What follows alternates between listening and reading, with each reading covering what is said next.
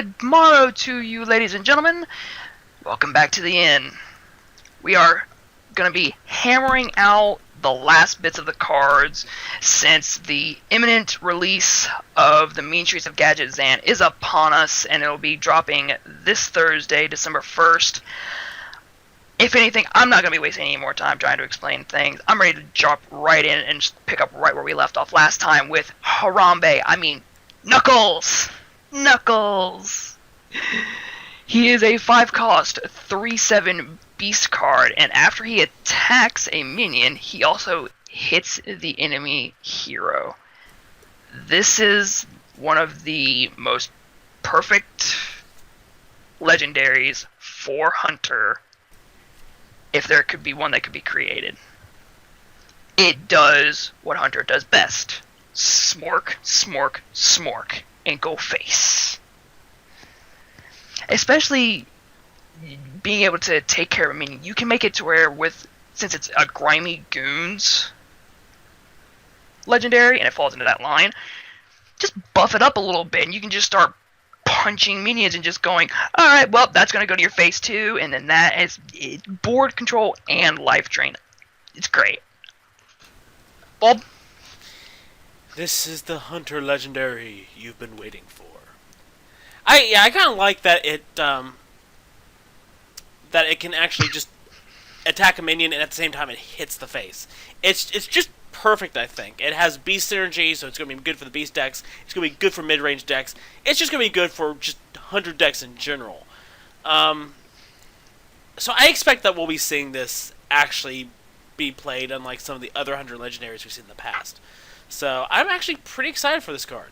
And dude, before we get further, good morrow. Good morrow. Yeah, whatever. I can still make boosted. I can now make boosted gorilla jokes when it comes to Knuckles. Whenever he gets pumped up. Yeah. And I guess he supplanted Mukla as far as being called Harambe. He did.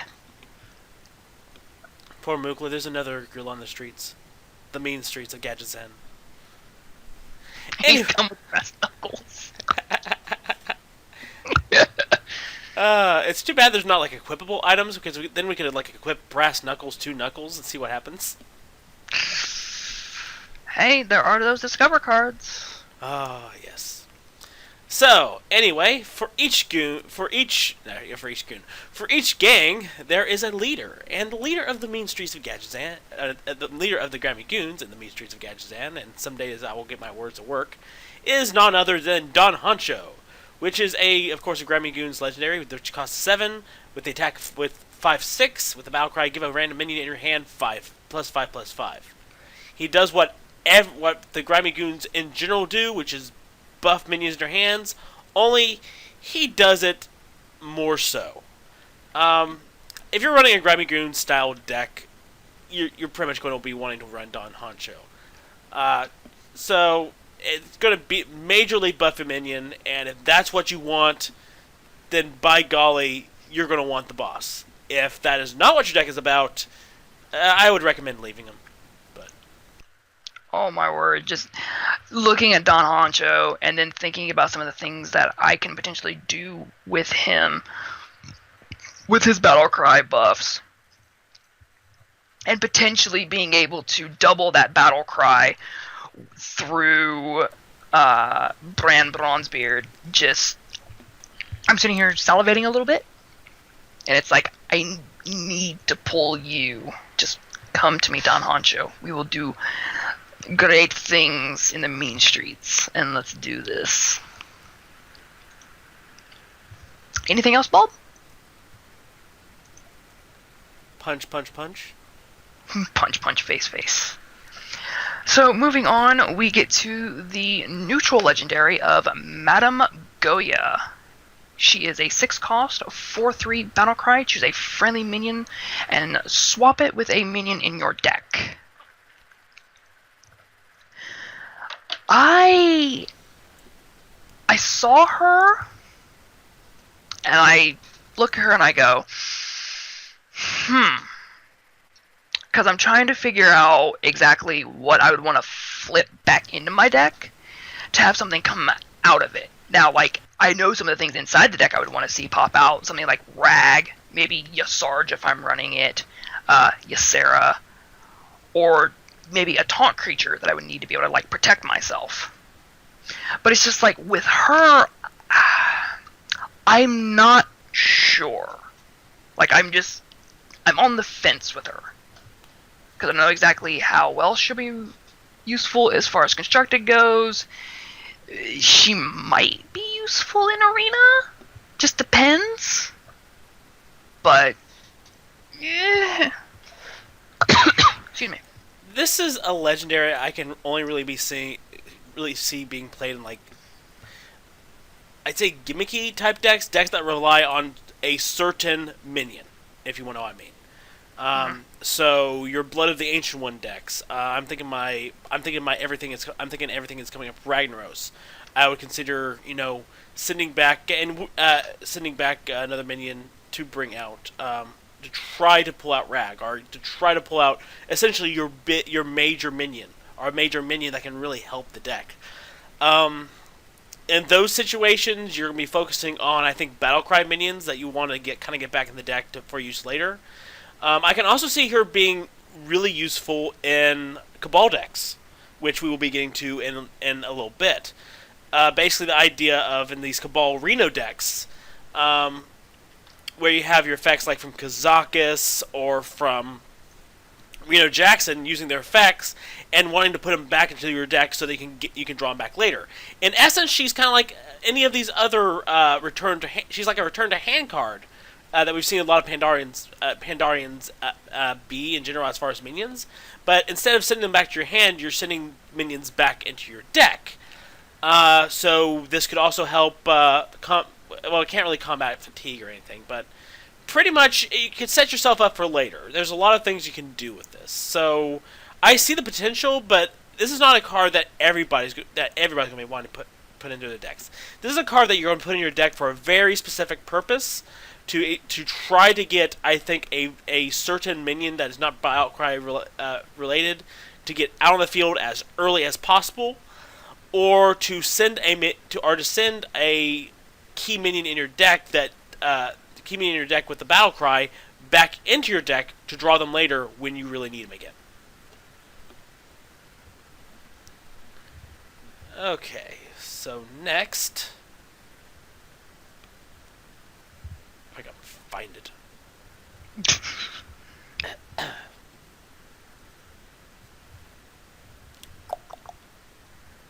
Next, we have Grimscale Chum. Grimscale Chum is a one-cost 2/1 Paladin Murloc, or Murloc Paladin. Yeah, it's a Paladin minion. It's a one-cost 2/1 Murloc with the Battlecry. Give a random Murloc in your hand +1/+1. Yes, Paladin Murloc Den gets even stronger.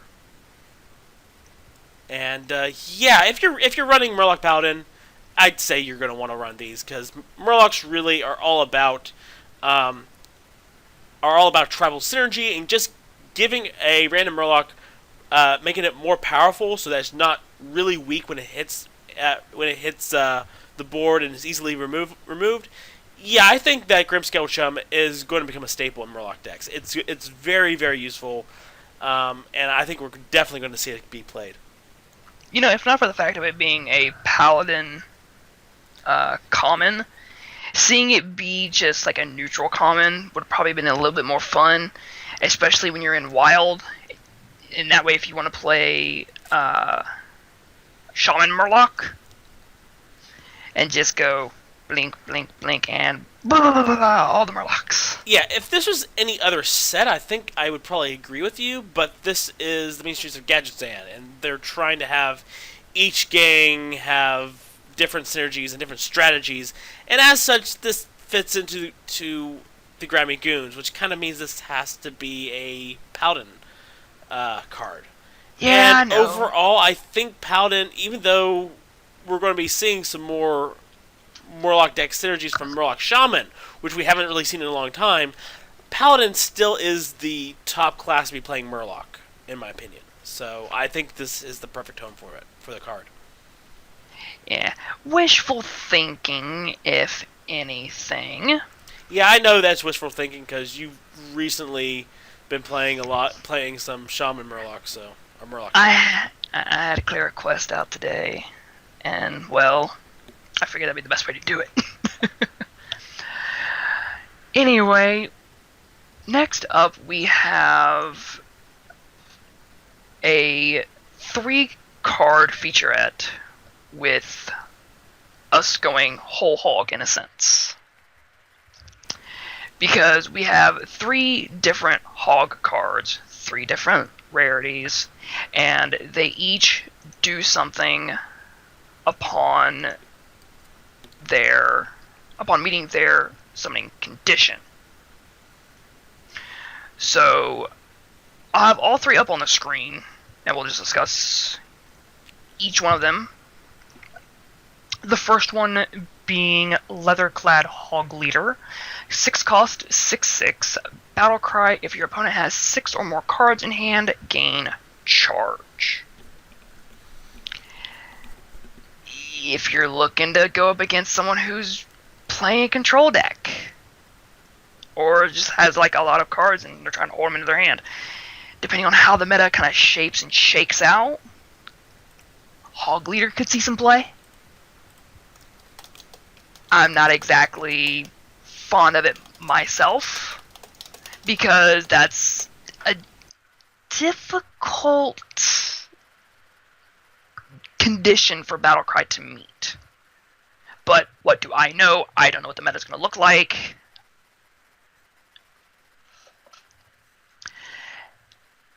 Next up, we'll have Spiked Hogrider, with it being a 5 cost, 5/5 battle cry. If an enemy minion has taunt, it gains charge. It is a counter to, I would say, Thing from Below, and the potentiality of being a taunt meta incoming or a more control meta incoming. So I can see it seeing more play than I would see the Hogleader. And then lastly, but not least, Tanaris Hogchopper. 4 cost, 4/4 battle cry. If your opponent's hand is empty, gain charge. Again, another one of those tricky conditions that need to be met upon battle cry. So I'm not exactly sure, again, what the meta will hold. But it's one of those, out of the 3, I'm picking the one that's the rare one as the best in the 3. But that's me, in my opinion. Bulb, what you got?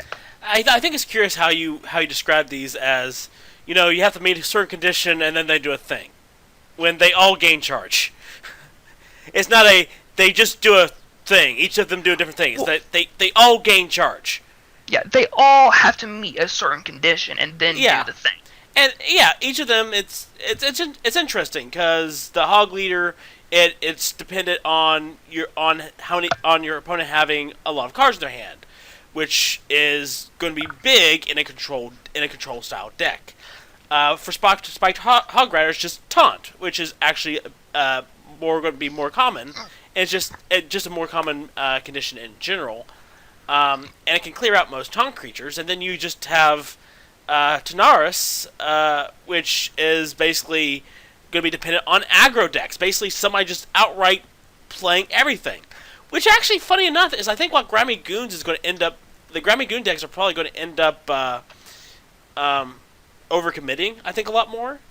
So this would be a good counter for that. Another thing, and this has nothing big to do, but I also noticed that they each cost 1 more than the other, and then they also cost +1/+1. So it's a 4 cost 4/4, 5 cost 5/5, 6 cost 6/6. And that's very interesting. I think each of these have their pluses and minuses. It'd be interesting if somebody tries putting together a charge deck or a deck that uses all 3 of them. In essence, in reality, I don't think that's going to be the case. I think you're right that Spiked Hogrider is probably going to be the more common one used. But each of them, I think, have their uses. they each target, I think, specific types of decks. Um, They do, and I can. the Hogleader is going to be targeting, I think, control or combo decks. The decks that are holding a lot in hand. Spiked Hogrider just pretty much can be used regardless. And Tanaris will be taking advantage of either aggro decks or the Grimy Goon decks. So I think that each of these have their place. I think depending on the deck and the player, they are going to see some use. But I don't think they're going to be game-breaking cards. It'll be an interesting tech if you decide to use them. If not, you're really not losing out on much because there's still a lot you can do. Yeah, and then I got to thinking about Arena with these guys, and it's like they could bring some interesting new playability in that spectrum. Oh, absolutely. So next up we have Kabal Chemist, which is the Kabal card that pretty much just tells you what your theme is for the Cabal. Well, what one of the themes is.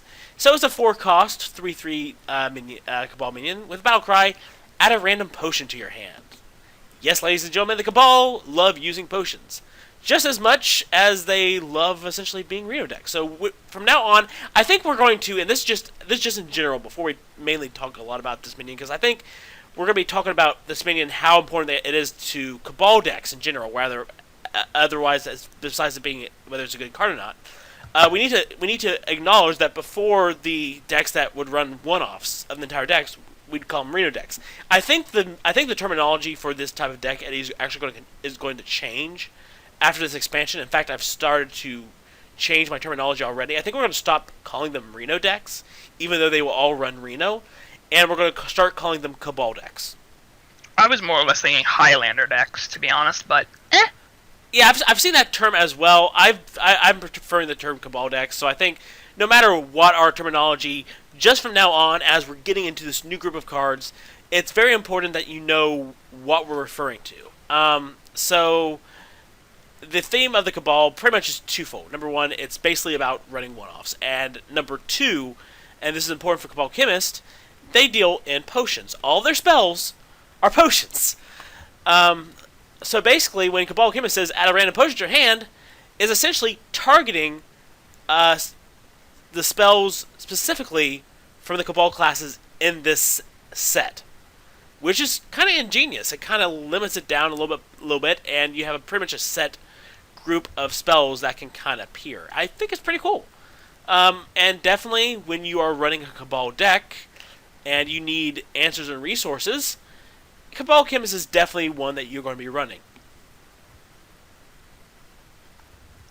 for me, I look at this card and I go, I might not be running it just as just in one set specific deck.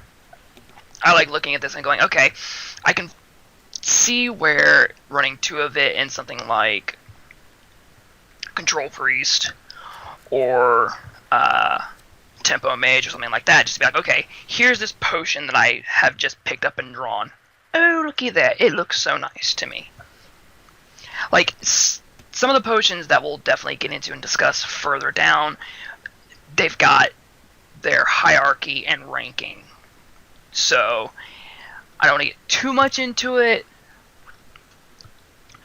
So, I'm going to go ahead and move on to actually our first potion that you can pull from. Well, besides Kabal the one Chemist. that ones we've talked about already. Yeah, the other ones that have been talked about previously. Some of the other ones we're also going to get into. This one is Volcanic Potion. It's a 3-cost, deal 2 damage to all minions. It's a mage exclusive spell, rarity, and if anything, it's a added one to do 1 more damage. Arcane Blast. I think it's Arcane Explosion, actually. Thank you. Thank you for correcting my silly terminology. Or wrong calling name thing. But yeah, with this, I can... I see how it can be useful to try and stop aggro early on. However, the difference between this and Arcane Explosion is, while I can see Arcane Explosion being more useful because it just hits my enemy side of the board, this hitting all minions is just one of those, like, dude, like, could I combo it alongside Exploding Sheep if I wanted to cause 4 damage? Yeah, I could. I just don't, like, I see this being ran in like a Reno sort of thing. That's about it. Yeah, I was initially excited for this until I realized it did say all minions. And Eddie should know very much, I don't like this double-edged sword type of effect. I dislike these type of effects. I get where if you have no other recourse, why you would use a universal damage spell, but in Mage in particular, it's not needed. So I'm not sure why you would run this over Arcane Explosion. Yes, Arcane Explosion does 1 damage to all but it's all to all enemy minions, and in Mage that is easily buffed up. So I can easily buff up Arcane Explosion and do the bare minimum that this spell does, if not more so. And Eddie has seen me get some crazy damage off of Arcane Explosion. So I'm not sure why I would put my spell damage minions or any minions I'm using to buff my spells or to basically help my spells or help my mage deck out, why I would put them at risk with Volcanic Potion when I could easily just buff an Arcane Explosion and get the same results. So maybe if you're desperate and you're running a Cabal deck, you might think about this. I'm going to say no. Mage still from the basic and classic set has enough to basically not need this card. This is something I would expect from maybe Warlock, maybe Priest. It's not something I expect from Mage. It is. I'm just sorry, guys. I really can't see many instances where you are going to run this spell. Just, I'm sorry, it's not going to happen. Now, if you pull it, you can use it. That's about it. Yeah, it's just, other than that, it doesn't have much use. Next, we have Abyssal Enforcer. It's a 7-cost warlock, 6/6 warlock minion. That is a demon with a battle cry. Deal 3 damage to all other characters. It's a warlock card. It's a demon, and it does what what those do best. It deals the universal 3 damage. I can see warlock running this. I can. I don't care for it, but I don't care for these type of warlock cards. I don't care for demons in general. But I know this is kind of like what warlock and demons do. So, given that, it's a decent effect for a strong minion. Now that I think about it, I think there might be better. I think actually Warlock has a better choice as far as minions. Doesn't it already have a 6-cost 6/6 demon? If that's the case, I don't think it does, but it only does 1 damage to everything. Yeah. I think the only reason you run this over that, or if you run both of this, the only reason you're running this is because of the AoE. That's the only reason. But yeah, not bad. I can see Warlock running this. Yeah, I mean, it's a 7-cost 6/6 Hellfire, which, that's not horrible.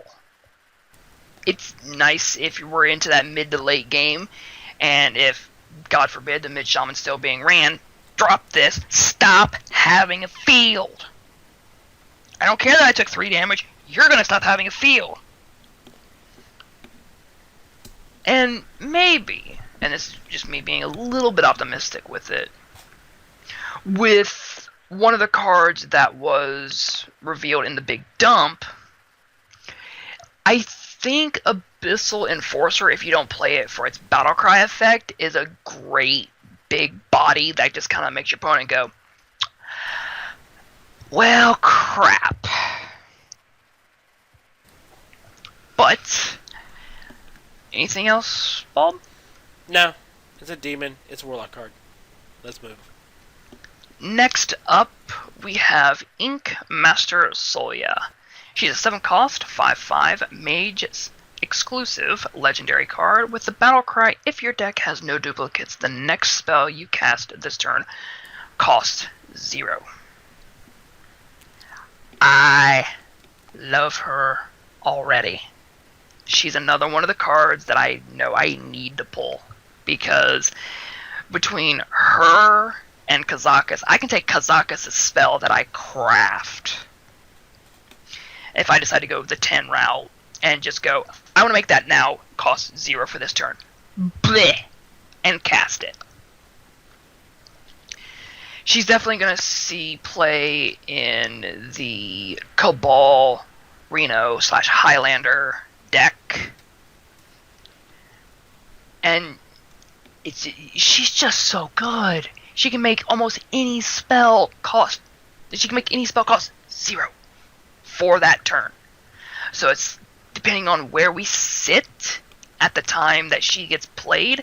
If I've got that lethal Pyroblast in hand, fuck. If I need to be able to play Kazakus' spell, thump. It's just give me Solia. Plus, I can discover her with some of the Cabal stuff. So just gimme. Yeah, it's interesting, and I'm going to make a note of it now, that all of the class legendaries for the Cabal classes all run off of the Cabal gimmick of essentially having no duplicates in your deck, and they each do something different if you have no duplicates in your deck when you summon them. I think Inkmaster Solia's ability is amazing. It gives you a lot of versatility. You definitely want to play this on turn 7.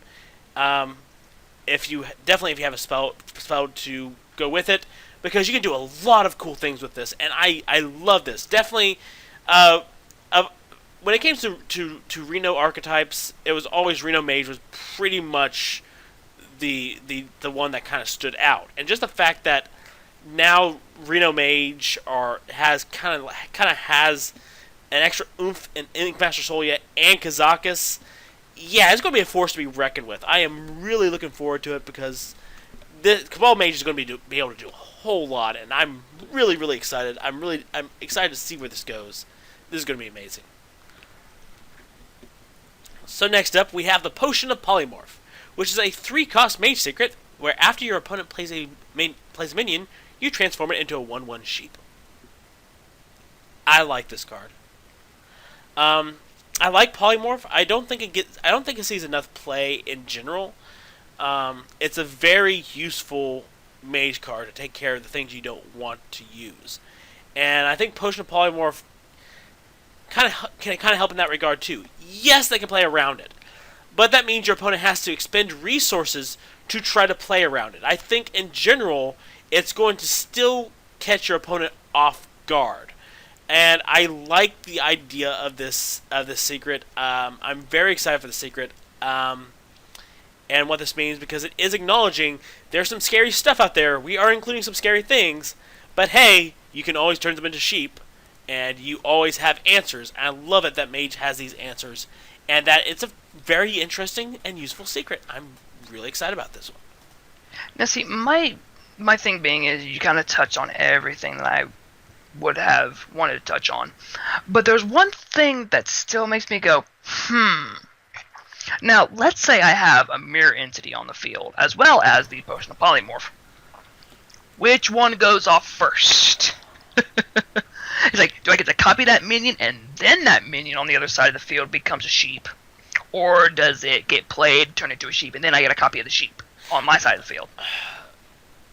What does mirror image say? Because, like, right there, you can read on the Potion of I'm Polymorph. looking it up. because the specifics will probably tell you exactly what to do. Oh, it's mirror entity, not mirror image. No. Mirror image is another one. Is another card. It says mirror entity says after opponent plays a minion, summon a copy of it. So Potion of Polymorph would activate after it plays the minion. So they both are based off the minion that is played. I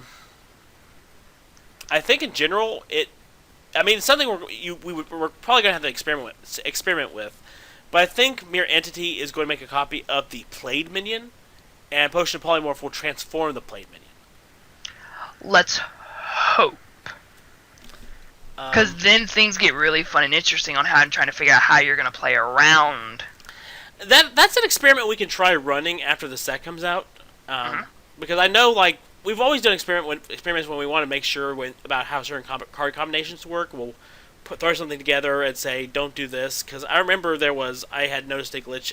This is going back to Naxxramas. I remember noticing a glitch and thinking that, I'm trying to remember what the name, that void color worked a certain way, and we ran tests and found out, nope. Alright. Because remember, I was trying to set up the infinite void color deck, but it was just a glitch in Naxxramas. Just no, yeah, doesn't work. Yeah, Sadness. So whenever we try testing it, we run a test for trying to figure out interactions. So I think that's one that we will test, and that could be interesting. Very much so. So if anything, if you get it off your Kabbalist tome or get it from your babbling book or anything like that, it's going to be a really good card to have in general, especially if you're trying to keep control of the board. But anyway, moving on, we are going on to Seadevil Stinger. It is a 4-cost, 4/2 Warlock rare. Battlecry, the next Murloc you play this turn costs health instead of mana. Murloc Warlock, anyone? Like, I remember in my early days of playing Hearthstone that I did see that deck kind of floating and flying around. It kicked my butt, and it's just, could we see the rise of the Murloc Warlock Zoo type deck? Bob?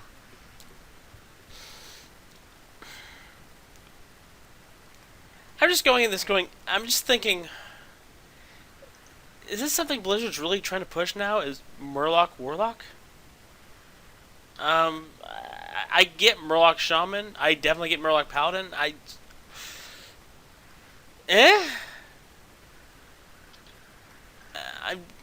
I'm not sure how this works, dude. It could be a thing, but I'm just looking at going, is this something that you really want, Blizzard? Is this something that we were missing? Discovering the joys of Murloc Warlock?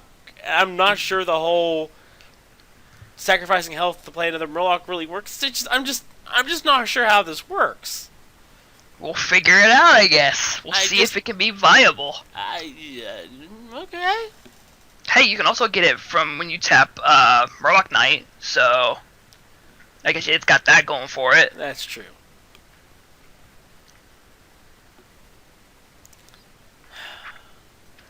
Oh, yes, I'm next.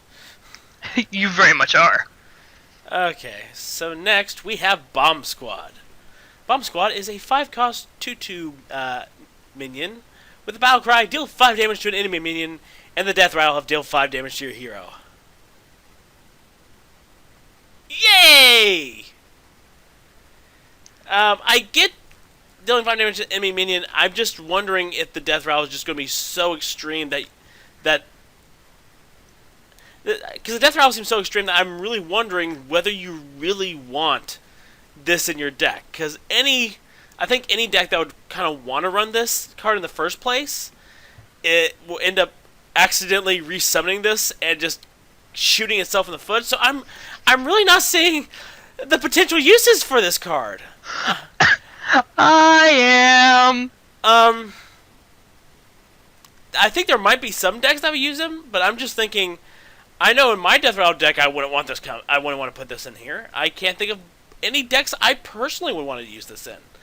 And I'm just thinking, I could think of other ways to deal 5 damage to an enemy minion. I just think the death rattle is too extreme. I think it's really weak, being a 2/2, which means it's sure to die. I just, I don't think it's worth it. Alright, so this is where I come in and I just go, here's where you get to have fun with this thing. So, firstly, your opponent's playing him as off deck. Or you can see it being played in the arena. I have no time for games. Well, okay, that's fine and everything. So, here, take this bomb squad. I'm gonna kill your Sylvanas. It's gonna pop your death rattle. The death rattle's gonna grab my bomb squad, and it's just gonna sit over there on your field. I'm just gonna go, hi! Go ahead, play it in Azalth later in the game. Yeah, but I'm thinking that's very specific tech for very specific decks, that and in all other cases, this backfires against you big time. Yes. And you can also play it in, like, a Silence Priest, which is starting to look relevant. That is true, but, again, 5 cost 2/2? I know. I know it seems wonky. So that's what I'm saying. It's probably going to see more of a home in the arena side of things. However, if you really want to have some fun with it, almost everybody runs Sylvanas, if they have her. Plus, if you take a look at Savannah Highmane, it's one of those things where I just go, no, Savannah Highmane. No. But, that's on the people. Yeah. So, if anything, next up we have Backstreet Leper. Alright, It's a 3-cost 3-run death rattle, deal 2 damage to the enemy hero. Oh, Blizzard. Or should I say specifically Team 6? I look at this card, and I just go, why? We already had a good Leper card in Leper Gnome, which, before the nerf, was a 1-cost 2/1 that dealt 2 damage to the enemy hero. And now there's this. Why?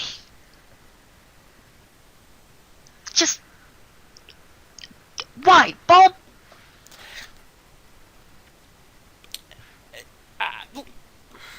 Blizzard, I think you're missing the whole point of why Leper Gnome was so useful.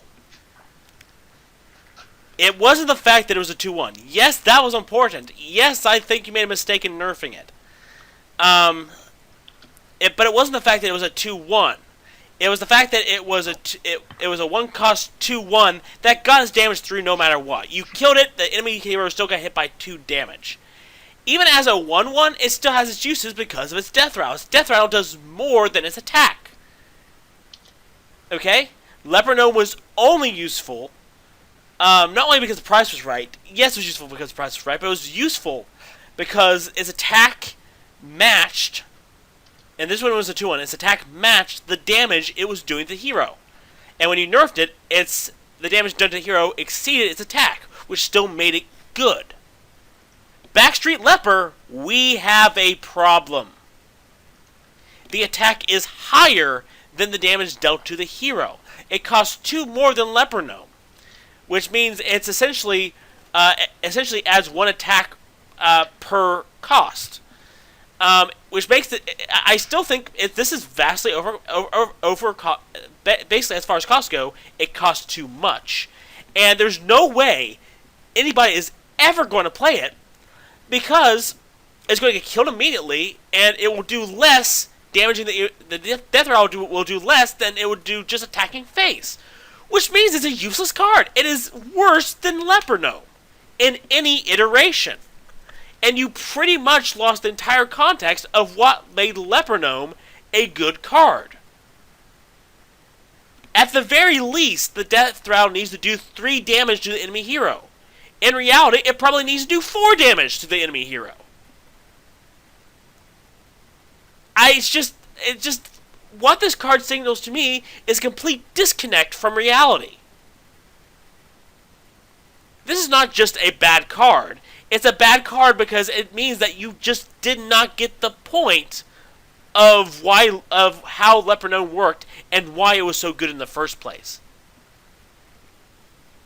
You could have made a card that was equivalent to the way Leper is now, or equivalent to. You could have made an equivalency card, which this should have been a higher cost equivalent type Leper. And instead, you made it objectively worse in every way, and there's no way you run this. Even a Death Rattle deck, there's no way. Everything about this is wrong. The attack is too high, it costs too much, and in general, the Death Rattle deals too little damage. This definitely, you need to take this back to the drawing board. It needed to do 3 at the very least. If it did 3 at the very least, Eddie, and maybe, I could argue, maybe you could get some use out of it and think about running it. But still, even then, I would say it should probably cost 2. But here we are. I'm looking at this. This is basically one of those cards where I look at the set and I'm just going, there's no use. There's no use for this. Because even if you just go, well, I'm just going to put it in a Grimy Goons deck and I'm just going to buff the crap out of it, then you've missed the entire point of why you would run a card like this in the first place. That means the attack would still be so much more powerful than the Death Rattle, and it gives your opponent even more of a reason to just nuke it with the spell, because that would be a whole lot better for them. Whereas if the Death Rattle was at least equivalent or 1 damage more than your attack, that makes your opponent stop for a second. This is Blizzard just missing the entire point. And that's what makes this card so bad.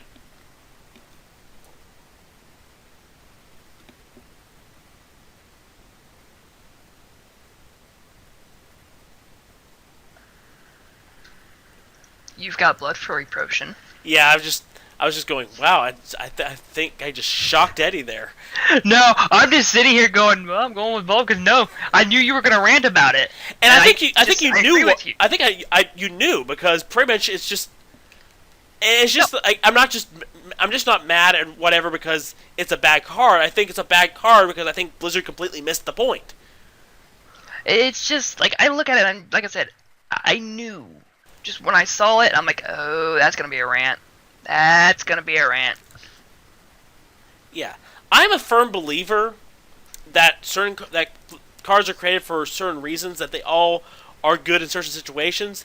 And there's been very few instances where we have talked about cards where we have outright said, yeah, no, there's no redeeming qualities. There's just not. It just seems that that basically when this card is created, there's a complete disconnect from reality. We talked about that with Runic Egg, and we're talking about that big time here. And I think, unlike Runic Egg, there's a lot of the community is actually agreeing with us. Basically, there's no reason to run this card. It is going to hurt you to run this card. But hey, if anything, Bob, now that we've got this Grammy Goon buff and stuff, we can start running that Runic Egg now. But it's essentially, my whole point is, even if you can buff it, it's still any of these cards that we say are still comparatively worse than any other card. It's still basically, like I said, even looking at the Leper, even if you can buff it, that's still missing the point of why you would run that card in the first place. All right, Bob, you're spinning the drain at this point. I know. Bloodfury Potion is a 3-cost warrior spell that gives a minion +3 attack. But if it's a demon, you also give it +3 health. I'm going to stop you right there. It's a warlock, not a warrior. A warlock. I thought I said warlock. Shut up, I thought I said warlock. There's war going on. It's a war. World of Warcraft. War, Hearthstone. Yes, Bloodfury Potion. We are so far off base.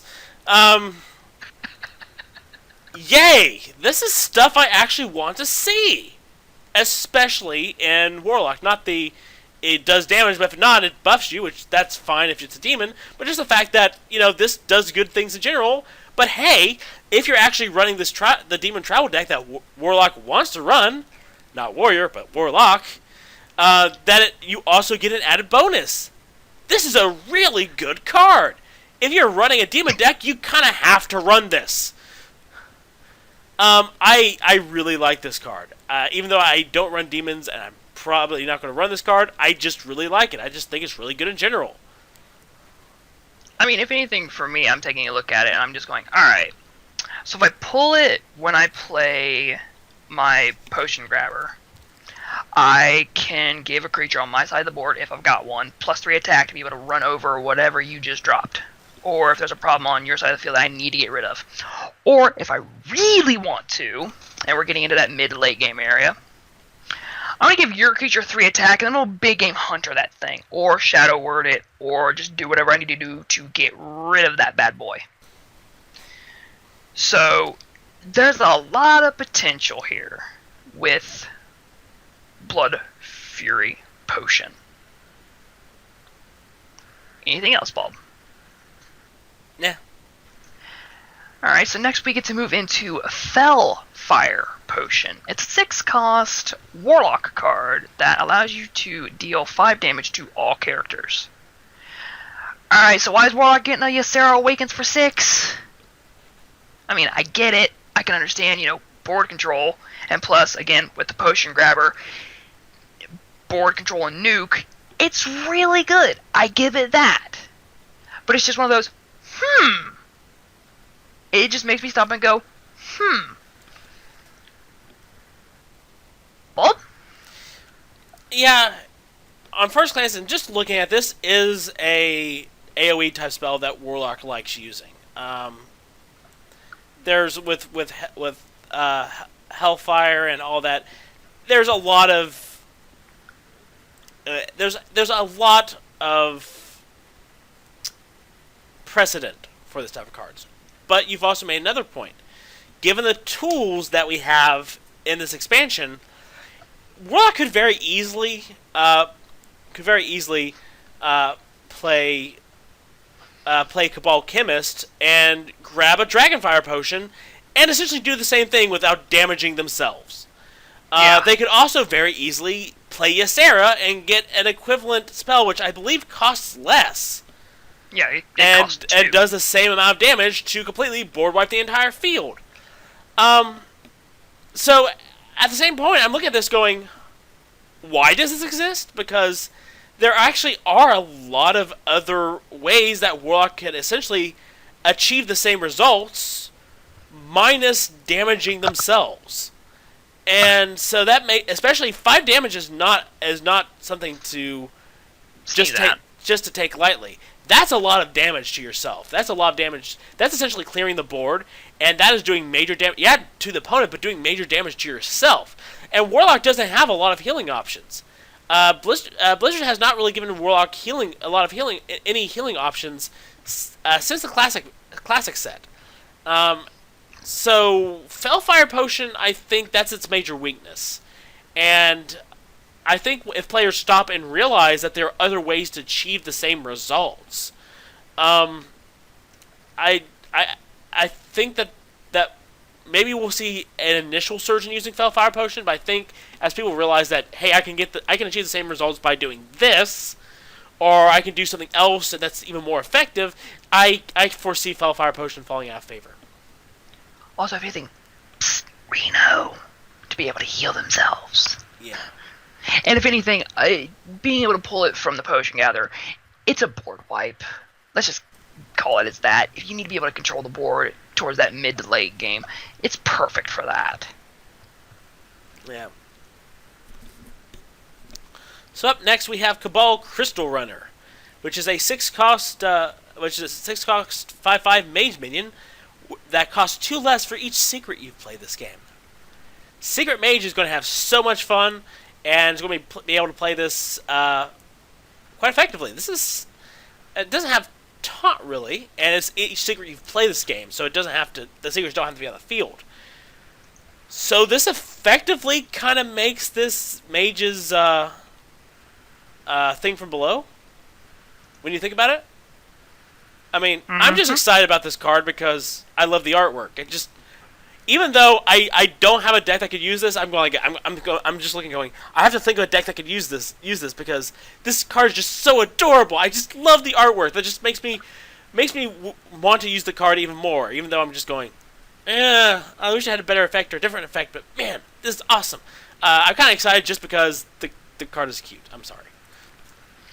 Alright, if anything for me, I'm just trying to figure out when did these guys become Oprah and start just going, alright, and you get an X cost 5/5, and you get an X cost 5/5. Everybody gets an X cost 5/5! Woo! It's just one of those, like, I saw it and I was like, you could have an interesting effect. Like maybe you're making it to where red crystals, or make it to where we can overload for this, or have to be able to spend overload for this, or whatever. And then it's like, Kabal Crystal Renor. Bleh. Well, alright. I mean, if I'm playing it in, like, my Reno deck, I just go play my secret, play her on turn 4, and we just keep the tempo and everything else going. So, I mean, she's good. Like, she's really, really good for that.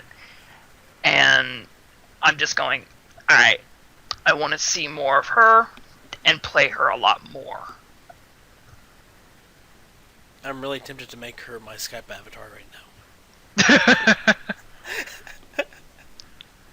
now. That's just about it. I just want to make a Kabal Secret Mage deck just so I can run her. Hey. Just that's the only reason. I just want to run her in a deck. Hey, you can do it. Oh, I know. However, what we have to do now is move on to Toxic Sewer Ooze. It's a 3-cost, 4/3 battle cry. Remove 1 durability from your opponent's weapon. I sit over here, and I look at Toxic Sewer Ooze. And then I look at Acidic Swamp Ooze and Harrison Jones, and I just go, so, Toxic Sewer Ooze, remind me, or at least tell me, in this kind of interview process, why exactly I need to run you right now? Like, don't get me wrong, I'm pretty sure you could be useful in Arena.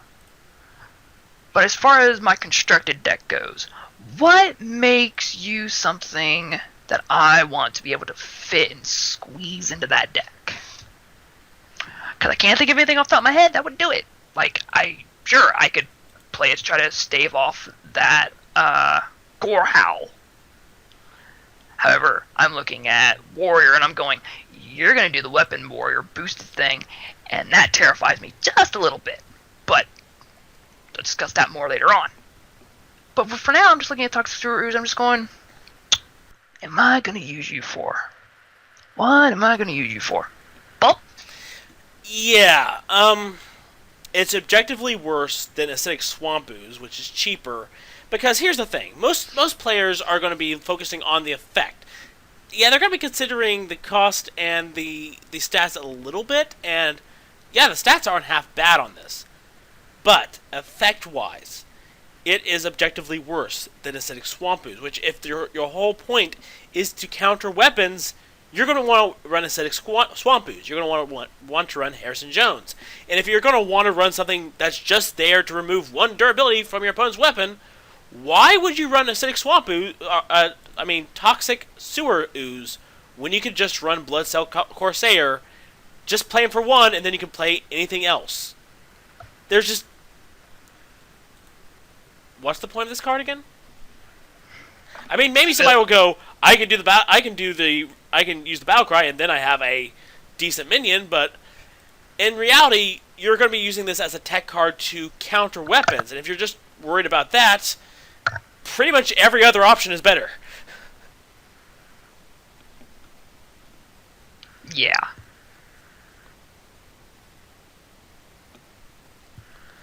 Oh, I think we have enough time for this last one. Oh, yes, Yes, we do. So here we go. Raza the Chained. Raza the Chained is a 5-cost 5/5 priest legendary with the battle cry, if your deck has no duplicates, your hero power costs 0 this game. This is awesome. See, it's not just the fact that your hero power costs 0, it costs 0 this game. You could change your hero power as many times after this, it still costs 0. It will always cost 0. You can change the shadow form. You could use Surfling Miracle to change to something else.